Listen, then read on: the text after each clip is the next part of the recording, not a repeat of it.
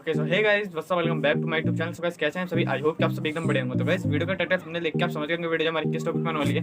So guys इस video में जितने बैकग्राउंड पेजेस का यूज करूंगा सभी का लिंक आपको नीचे डिस्क्रिप्शन बॉक्स में मिल जाएगा। तो सिंपली वीडियो को देखने के बाद जाकर डाउनलोड कर लेना। एंड गाइस यार अभी तक वीडियो को लाइक नहीं किया, वीडियो को लाइक कर दो, चैनल पर नए तो चैनल को सब्सक्राइब कर दो, क्योंकि यार आप सभी को नीचे दिख रहा होगा हम 2000 सब्सक्राइबर के कितने करीब है। चैनल को सब्सक्राइब कर लो और साथ साथ अपने फ्रेंड्स के साथ यार वीडियो को शेयर भी कर दे करो, ताकि यार हमारी फैमिली बड़ी होती चली जाए।